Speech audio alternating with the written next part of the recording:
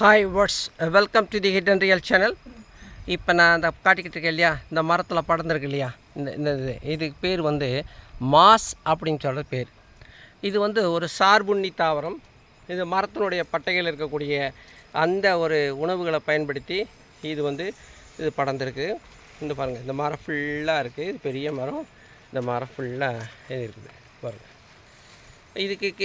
இது என்ன செய்யுது, இந்த பட்டையவே தனக்கு வேணுங்கிற உணவாக மாற்றிக்கிட்டு மேலே இருக்கக்கூடிய காஞ்ச பட்டைகளை அப்படி இருக்குது. இங்கே இதுக்குள்ளே என்னென்ன உயிரினங்கள் இருக்குதுன்னு பாருங்கள். அவ்வளோ, இது ஒரு மரவட்டை இதில் இருக்குது. இது போல் நிறையா இது ஒரு ஈகோ சிஸ்டத்தை க்ரியேட் பண்ணி இந்த பக்கத்தில் மரப்பட்டையில்.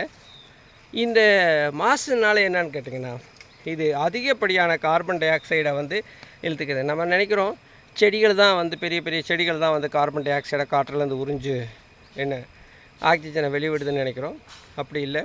இது இந்த மாதிரியான மாசஸ் இதனுடைய ரோல், இந்த கார்பன் டை ஆக்சைடை இழுத்துக்கிட்டு ஆக்சிஜனை வெளிவிட்டு இந்த வளிமண்டலத்தில் காக்கிறதுல இந்த இந்த சின்ன கண்ணுக்கு தெரியாத நம்ம இது வரைக்கும் அறிந்திராத இந்த செடிகளுக்கும் கூட நிறைய பங்கு இருக்குது அப்படின்னு. இது எவர் கிரீன் ஃபாரஸ்ட்டில் இது நிறைய இருக்கும். அந்த பெரிய மரக்கிளைகள் செய்கிற அந்த ஒரு ஃபோட்டோசிந்தசிஸை இந்த சாதாரணமாக அந்த மரத்தில் ஒட்டி இருக்கக்கூடிய தாவரங்கள் செய்யக்கூடியதுக்கு இருக்குது. இயற்கை எவ்வளோ வலியது அப்படிங்கிறதுல இந்த தாவரங்கள் ஒரு சிறந்த எடுத்துக்காட்டாக இருக்குது.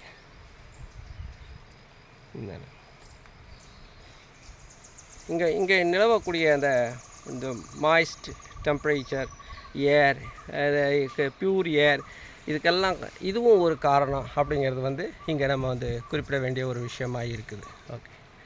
ஓகே வியூவர்ஸ், மீண்டும் வேறு ஒரு பதிவில் வேறு ஒரு இதில் சந்திக்கலாம்.